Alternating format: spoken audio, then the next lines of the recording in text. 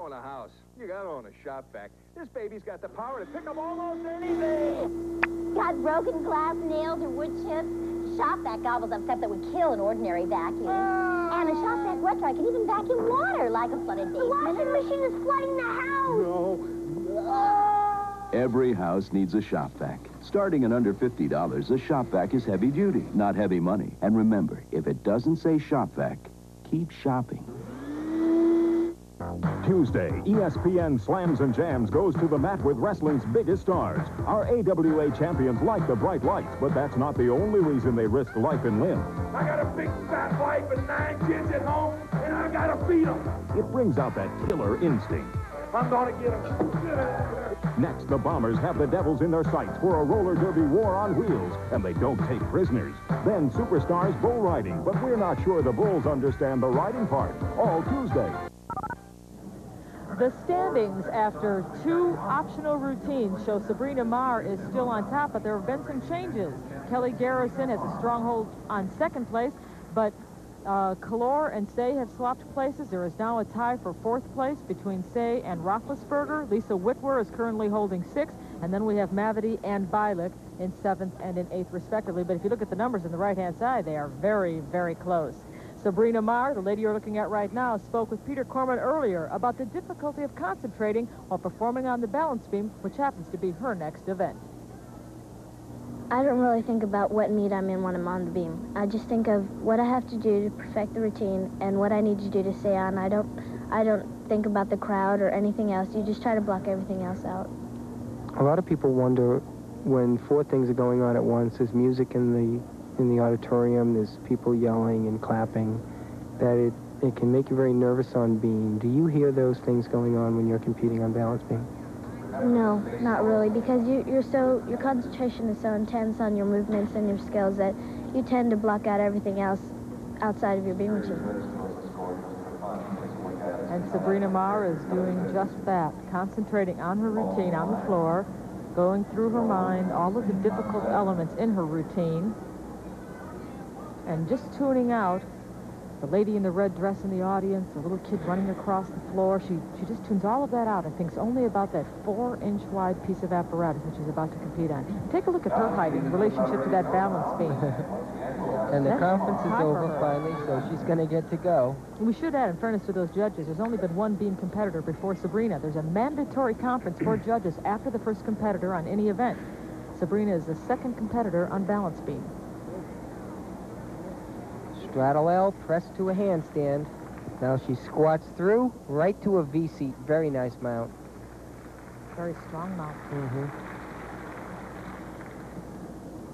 Sabrina is a very elegant performer for a 15-year-old gymnast. Yet she's explosive and very powerful, so balance beam is really a great event for her for those 2 reasons. Tumbling now, as you saw right there, backflip, is a very important element in balance beam. But you also must have a good dance background to combine both tumbling and dance. Back layout, step-out combination very well. Little off balance, but she saved it just like a champion.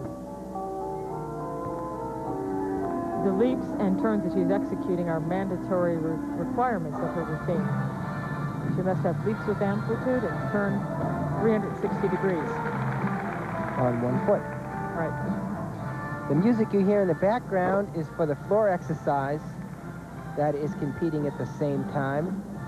That was a nice front somersault. This is an excellent routine. The time limit on balance beam is 1:10 to 1:30 seconds. All routines must fall within that time frame. They cannot go longer. Here's her dismount.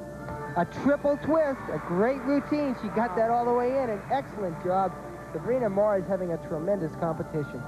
It's easy to see why she's number 1.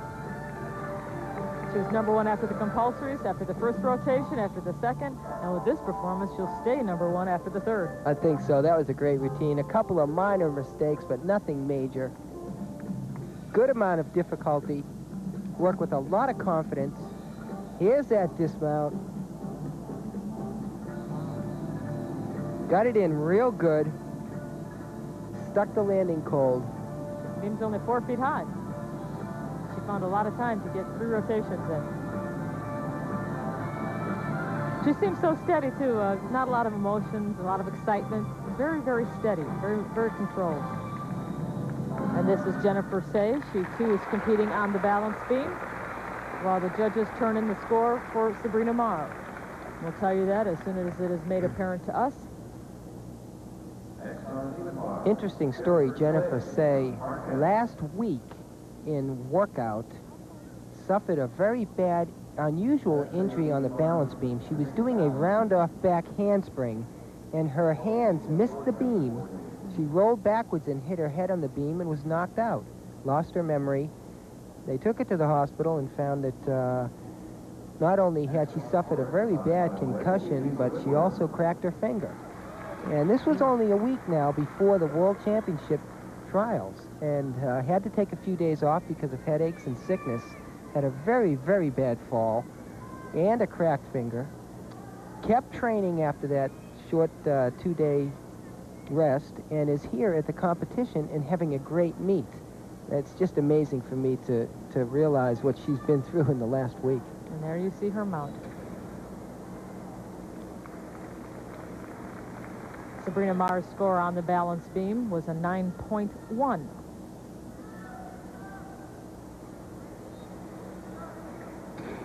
Personally, I think that was a little low, but I'm not a judge, so I'll stay out of it. Good combination. That is a tumbling combination that is now a requirement on balance beam. It was 2 back handsprings and a back layout step out. That's called an aerial series. That's one of the requirements on balance beam. Little bobble after a front walkover. Also, a dance series is a requirement now, which never used to be. You must have 2 dance elements in a row.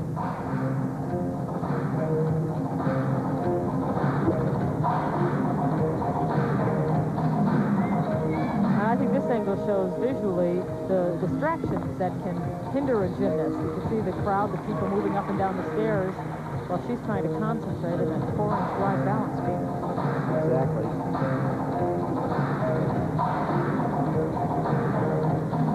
Back walk over to the scale. Doing a nice routine. Remember now, only a week ago, she had a concussion that was very severe on this event.